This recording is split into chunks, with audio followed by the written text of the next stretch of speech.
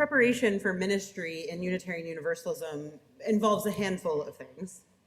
Generally speaking, you need to have a college degree and an additional 3-year master's degree. You need to have completed at least 1 unit of what is called clinical pastoral education, which is essentially hospital chaplaincy. You need to complete an internship under the supervision of an experienced minister, and you need to prepare materials for, go to visit and speak to, and receive a passing mark from a group called the Ministerial Fellowship Committee. These are like the big benchmark things you need to do and accomplish, but there are also ways you are expected to be. And these get a little bit fuzzier because of course they are subjective, but generally ministers are expected to be calm and less anxious in the face of challenging times, authentic and honest in their preaching and relationships, thoughtful in their speech and actions, loving in the sense of that like big spiritual love, the kind that encompasses the everything of everything, vulnerable but appropriate in what they disclose to congregants, capable of taking criticism and capable of offering gentle critique. And then there's this word we use a lot in ministerial circles that kind of encompasses some of that and some more, and that word is self-differentiated.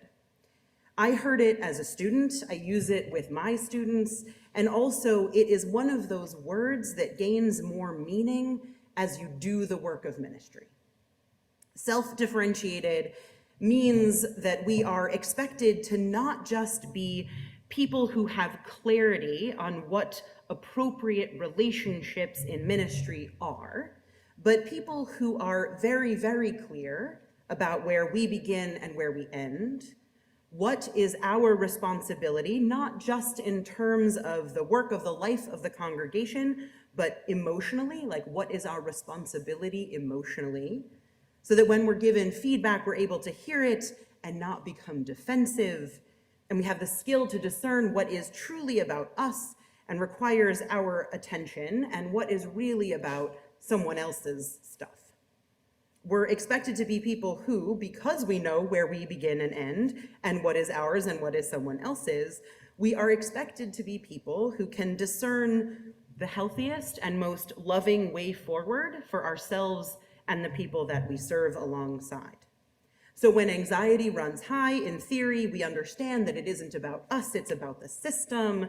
Theoretically, we can see the big picture, not take things personally. Do we do this perfectly? Of course not. And is this stuff that you can teach? Yes, but it's also stuff that's kind of learned on the job. And it is critical, absolutely, for the work of ministry where expectations are generally high and extremely personal. What I mean by that is that every single person who comes into community has an individual expectation for what their minister will be. The work of ministry requires self-differentiation because it is about staying clear about who you are, the values, the work, and what belongs to you as a minister. It helps us avoid burnout, helps us keep the relationship between minister and congregation healthy, because if we were to take everything personally and get really big feels about everyone else's big feels, it would not be sustainable. But here's the thing, self-differentiation isn't just useful for ministers, it's useful for everyone. And I'd actually venture to say that it is critical for anyone who wants to engage in what we might call healthy, well-boundaried, loving relationships. And when I say that word relationships today especially, I'm not talking exclusively about romantic relationship, right? We're talking about any relationship, any loving relationship, the kind we form between one another here, the kind we have with our families, with friends, with partners, all of it. This morning's reading came from a recently released book by Casey Davis. Davis is a therapist who gained some notoriety during the COVID lockdown era with her cleaning videos, which normalized having a messy house, right? She tried to take the moralizing out of neatness versus clutter. In this new book, she attempts to nuance or redefine for us lay folks, and here I mean non-therapists, what boundaries really are all about. In the end, what she's writing sounds a lot like self-differentiation. The idea of having good boundaries has moved out of the world of therapy and into common parlance. Davis's argument is that with that jump into pop culture, folks aren't quite getting exactly what it meant in the therapeutic setting. That there's a misunderstanding or misapplication of this therapeutic concept that then lessens its value. So in pop culture, we think of boundaries as the hard line over which another person cannot cross, right? Maybe that means I've told my parents, I promise I haven't done this, but maybe that means I've told my parents that if they let my children have screen time, I'll never bring them to visit again, right? Or maybe it's that I've told my partner if they don't do their part of the housework, I'm not gonna do mine, right? Like these hard lines. We tend to think of boundaries pop culturally as articulated deal breakers or ultimatums, right? Clear, significant consequences that we will enact if someone enacts behaviors that we don't like, right? Now, Davis argues the nuanced point that the boundary is not the consequences for someone else's behavior. The boundary is knowing where we begin and end and what is ours to take responsibility for. So the reading we heard gets at this point, this idea of taking responsibility for what's ours, but this distinction between an external thing, like the ultimatums and the threats, versus an internal clarity can be a little bit tricky. So I'm going to read you another passage that I hope helps to illustrate. So in that same chapter, Davis writes, "Let's say your sister constantly belittles other people behind their back about their weight in a way that you feel is a veiled commentary on your weight. You might think that you're setting a boundary when you say to her, 'Don't make comments about other people's weight in my presence.'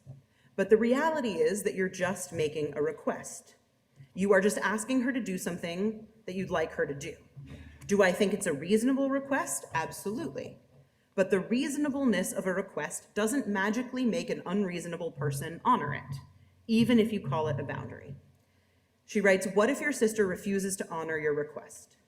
Some therapists would say that a boundary only exists if there are key consequences to crossing it. This response exasperates me," she says. "Are you really expected to give consequences to a fully grown adult in order to get them to treat you with respect? And what do you do if she continues to comment on weight? Threaten with another consequence? A more convincing one, a more painful one? Cut her off altogether? What if she's willing to withstand your lack of relationship longer than you are? What if you rely on her for childcare and can't afford to cut her off? Now you're back in your therapist's office complaining about your sister's refusal to respect your boundaries." And she says, "You're still the reactive one. You're still the powerless one. Where do you go from here? Having boundaries," she writes, "means you can mentally map out what's your responsibility and what's not. On your side of the line are your needs, values, decisions, and body.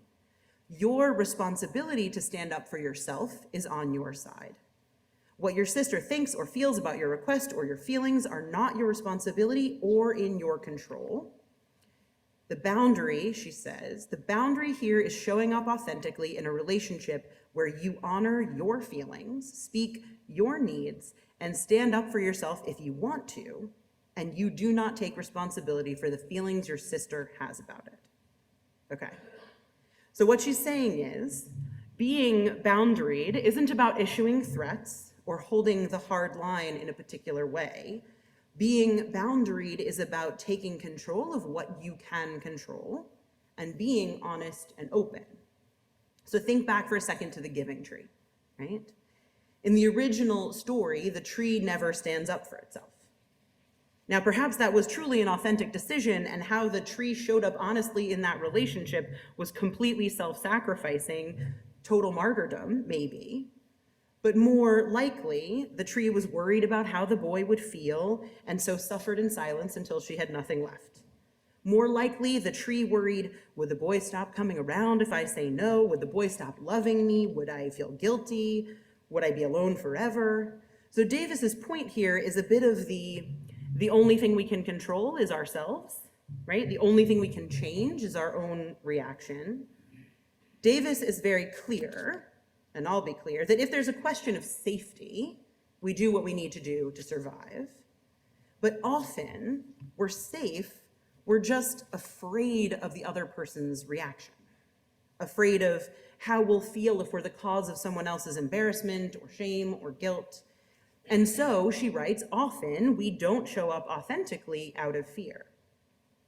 To be truly boundaried is to know that we are not going to be able to control another person's feelings or behavior, even with an ultimatum, and that to silence ourselves because of a fear of their reactions or feelings is to try and fix or to preemptively fix a thing over which we cannot exercise control. We cannot stop other people from responding as they will. She writes, the point is that you're taking action based on the decision to help yourself, not to control another or change another, or because you're too afraid to be in the presence of another's feelings. That's being boundaried. The request is not the boundary. Standing up for yourself is. Right? She says the request is not the boundary. Standing up for yourself is. So while at times it may look like consequences, because maybe we get to a place where we don't want to be around our sister who talks about weight all the time, we don't get there because we've threatened another grown person with a consequence. We get there because we are honestly and authentically protecting ourselves. What Davis says is that it really boils down to what is in our capacity to take responsibility and control for ourselves. So she argues, you may decide to stop seeing your sister, or you may decide that every time she mentions weight, you're going to comment about how negative her comments are. And either way, the boundary is the act of taking care of yourself, protecting yourself in a way that honors both the relationship and your needs. The boundary is about learning how, for yourself, not to be driven by other people's actions. In that earlier section, she talks about reactivity and powerlessness. If my decisions hinge on someone else's behavior, I have ceded my power to them. If you don't change X, Y, or Z, then I'm going to stop coming to see you is a very different thing from when you do X, Y, and Z, it hurts me and I don't like it. Those are not the same statement. The first boxes me into a behavior in response to someone else, and the second gives me the space to determine what I need for my own self-protection and thriving. The alternate ending to the giving tree offers that, right? The tree speaks up, says what she needs, doesn't make any demands or ultimatums, but articulates her feelings, her hopes, her intentions, asks the boy some key questions. The tree is protecting herself, not punishing the boy or demanding he change. What the tree does is allow for the relationship to change and to grow with transparency and honesty. Now, last week, you may remember I mentioned there's that statistic about estranged family members and how over the course of the last decade, that number has grown quite a bit. It's partially driven by this idea of hardline boundaries that threaten consequences. Now, again, when safety is a true concern, ending a relationship is critical. I will say that all day long, right? But Davis's shift of focus from this external line to an internal posture allows more room for change and growth without a cutting off, again, if that is safe and possible. If we stop focusing on what the other person is doing and focus instead on our reaction to it, our needs, we can change the dynamic just as the tree did. So we're going to look at this graphic again, the first one. Okay. Davis really drives home this idea that we are responsible for ourselves, right? I am responsible for my thoughts, my feelings, my body, my beliefs, my decisions. You can go down the list. And over there on the other side, you are responsible for your thoughts and feelings and actions. It's really helpful. And if we stopped here, it would only be half of the story, right? Davis also clearly states that while I am not responsible for the things on the other side of the fence, because in truth they are out of my control, I am absolutely responsible to anyone that I am in relationship with. So this is the distinction she makes. I'm not responsible for them, I am responsible to them. So we're going to look at another graphic from this book. Okay. One person can't change or fix what isn't on their side of the fence, right? It's not ours. But all of us are responsible for embodying behaviors that honor the other person and honor our relationships. We are responsible to others. We owe something to one another, to our shared living, our shared loving. We are, given our radical interdependence, responsible for the way we take another person into account and for the way that we show up in relationships. And this graphic helps explain what that means to Davis. We have, she says, a responsibility to others that calls us to be empathetic, kind, honest, and clear. We have a responsibility to consider another's feelings, their point of view, their feedback. This responsibility is about healthy love and relationships. We can't create healthy, loving relationships without mutual accountability and care. Everybody doesn't just get to do whatever they want because it's on their side of the fence. This responsibility is, from our UU perspective, a question of morality and ethics. We are called to, our values lead us to, our interdependence demands that we treat one another with great respect and care. And so this means that although what I am responsible for are my thoughts and my feelings and my reactions and my actions, I don't just get to behave with impunity, being cruel in the name of honesty or saying whatever pops into my head at any moment. And when I know that what I'm going to say has the potential to cause harm, I must say it in as careful a way as possible. Davis's notion of personal responsibility and our notion of personal responsibility is tempered by our deep belief in interdependence and by our overriding commitment to respecting each other's humanity and dignity. We don't get to do whatever we want because it's on our side of the fence. That's not what self-differentiation and boundaries are about. They're about empowering us to take control of what is ours and empowering us to enact moral and just consideration of others. We are all individuals and we are in community always. We're in relationship really in every moment of every day. And our interdependent relatedness asks certain things of us if we want to be in healthy, well-boundaried, and truly loving relationship. It asks us to stay and try and exercise clarity and honesty and compassion as we work toward open and healthy relationship. It asks us to protect ourselves and not martyr ourselves and leave when we have to. It asks us to work toward and grow the kind of love that is sustainable and helps everyone on every side of the fence thrive. It asks us to create more and more love in the world. We are called to do this in every aspect of our lives, at home with our family, in the workplace with our friends, and here in this space with one another. We are called to love big, healthy, joyful, honest, honoring love that maintains our individuality and honors our shared path. May we keep striving toward that kind of love together every day. So may it be.